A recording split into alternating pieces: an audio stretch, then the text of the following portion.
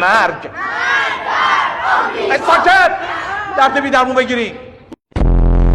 اون بیشوری که ته صفحه 8 داره میخنده خودش گم شه بره بیرون تا نیومدم با چکو لگدون میزامش کنم.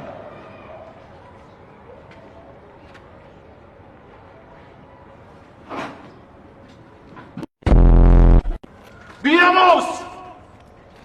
تو ناموس نداری.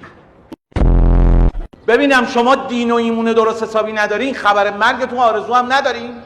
خب این نمازخونه برای اینه که برید سر ظهر نماز بخونید، دعاها و آرزوهاتون برآورده شه.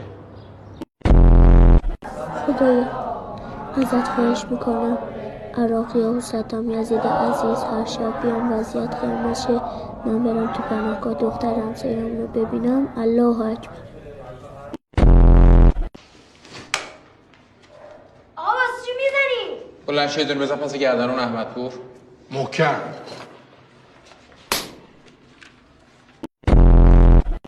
خبر آوردن از طرف پایگاه بسیج محل که یه سری نخاله بعد امتحان میرن جلوی مدرسه دختران غلط زیادی میکنن.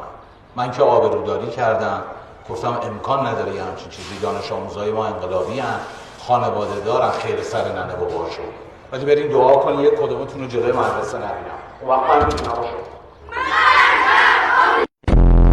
آقایی که میری رو در دیوار مستراب مینویسی شقایق اینجا من خیلی غریبم، علیلم، ذلیلم. بی وجودی که میری اونجا مینویسی مرگ بر زکایی و فتویی و دانش پسند. البته اونو که از دست خطت پیدات میکنیم، ولی خاک بر سر نکن. مگه دیوار زندان از این خطای اینجوری میکشی؟ خب اگه اون شقایق جونت بدون تو چه لجنی هستی، یا آبرو کثافت کاریت نمیگیری، توپ تو صورتت نمیندازه بیاد عاشقت بشه؟ نمیفهمم. آخه یه سیفون کشیدن اینقدر زحمت داره، اینقدر سخته؟